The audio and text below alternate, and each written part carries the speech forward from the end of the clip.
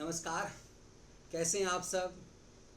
काशी में कलंक का क्या राज खुल गया कि असउद्दीन ओवैसी जैसा भड़काऊ भाईजान और मौलाना मदनी जैसा मीठा मीठा मिश्री घोलने वाला भड़काऊ भाईजान की होड़ में लग गया। क्या मदनी और ओवैसी ने मिलकर के एक बड़े षड्यंत्र की प्लानिंग की है। एक जहरीला जोर से बोलेगा और दूसरा भावुकता में मीठा जहर तुष्टीकरण के नाम पर धार्मिक उन्माद फैलाने के लिए भारत के खिलाफ खेलेगा। क्या मदनी और ओवैसी ने संयुक्त प्लानिंग की है। ज्ञानवापी परिसर और उसके बाद काशी में कलंक के पूरे खेल खुलने के, पूरे मुगलिया कलंक के खेल खुलने से औरंगजेब काल में जो काशी में जितने कलंक हुए, जितने अत्याचार हुए, जितनी उन आक्रांताओं ने शिव मंदिर पर अत्याचार किए, भारत की सनातनी पूरे चरित्र को नष्ट करने की कोशिश की, षड्यंत्र किए, वो षड्यंत्र अब धीरे धीरे ऐसे खुल करके सामने आ रहे हैं जिसकी कल्पना कभी की नहीं गई। ऐसे ही बस दबी जुबान में बात होती रही, ये अनुमान लगाया जाता रहा कि मुगल काल के आक्रांताओं ने इस तरह का एक षड्यंत्र किया। इसके बावजूद मुगल काल के आक्रांता अकबर को महान बनाने का खेल किया गया और महा अत्याचारी, महा आक्रांता औरंगजेब, जिसने अपने ही बाप को बंधक बनाया, अपने ही भाई की हत्या करवाई, जो सचमुच में दारा सिकोह जो राजा बनने का अधिकारी था, उस औरंगजेब को सबसे आइडियल माना इस देश के मुस्लिम समाज ने, इसलिए क्योंकि वो घोर कट्टर था, पूरे तमाम मुगलों में सबसे ज़्यादा कट्टर था। इस पूरी प्रक्रिया में जब मुगल अत्याचार आक्रांताओं के पूरे साक्ष्य और सबूत सामने आ रहे हैं, फिर एक तरफ जहरीले बोल अकबरुद्दीन ओवैसी और असउद्दीन ओवैसी के हैं, दूसरी तरफ भावुकता में घरियाली आंसू बहाते हुए मदनी ने कैसा खेल किया है। क्या मदनी का खेल अकबरुद्दीन ओवैसी और असउद्दीन ओवैसी से अलग है, क्योंकि ओवैसी ने मदनी के ऊपर हमला किया है कि मुसलमानों को वो कमज़ोर कर रहे हैं। तो क्या दोनों अलग अलग हैं या दोनों ने एक तरह से गरम दल और नरम दल बना करके ज़्यादा गहरी साजिश की है। क्या ये खेल ज़्यादा खतरनाक है। क्या ये खेल वर्सिप एक्ट के बचाव में ही है या उसके ऊपर का भी षड्यंत्र है।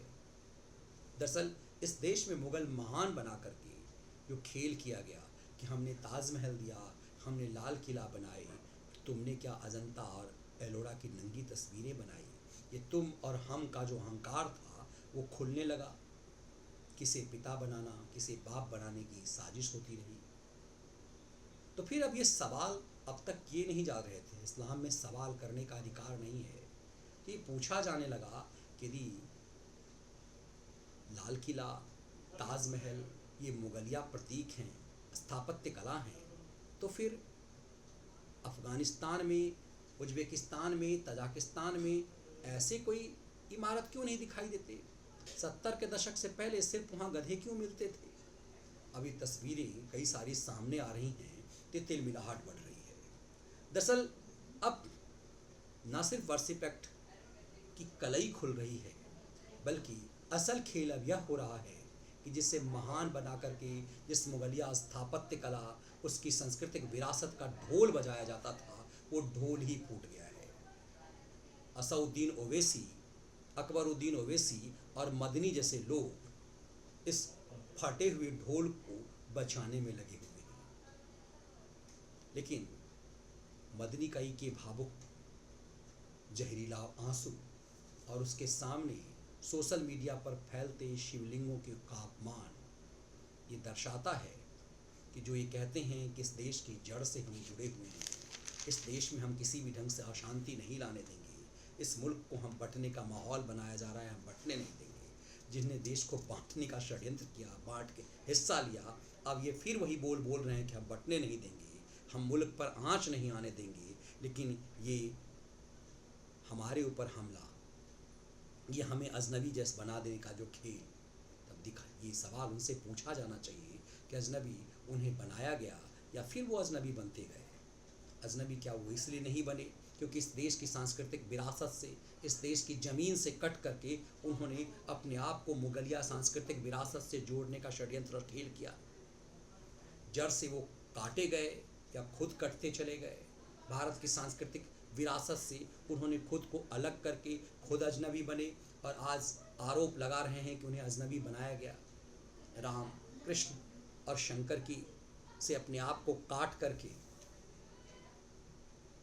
मुगलों से जोड़ करके, इस देश की सांस्कृतिक विरासत से अपने आप को अलग करके, इस देश की सांस्कृतिक विरासत को अपमान करने के षड्यंत्र से करके वो कह रहे हैं कि हमें अजनबी बनाया जा रहा है।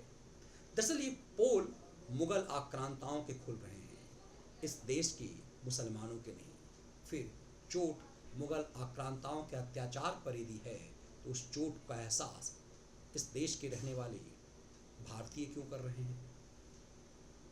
सवाल महत्वपूर्ण है कि भड़काऊ भाईजान बनने की होड़ में फ़ायदा किसे हो रहा है और नुकसान किसे हो रहा है?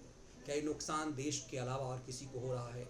तो फिर इन षड्यंत्रकारियों को, इन घरियालू आंसू बहाने वाले और गुंडागर्दी करके पुलिस को देख लेने के आधे घंटे में देख लेने वाले इन दोनों भड़काऊ भाईजानों के इस षड्यंत्र को, इस देश को समझना पड़ेगा कि काशी के कलंक खुलने से ही नहीं, वर्षिप एक्ट को कुचल देने का भय जो सताने लगा है, उसकी तिलमिलाहट से इस देश को ये कितना चोटिल करना चाहते हैं।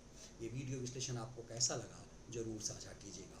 यदि आपको ये वीडियो विश्लेषण पसंद आए तो इस वीडियो को लाइक और चैनल को सब्सक्राइब जरूर कीजिएगा। और हमारा लाइव शो नियमित 10:30 बजे देखने के लिए रात के 10:30 बजे the Manish Thakur show channel को जरूर सब्सक्राइब कर लीजिए। बहुत बहुत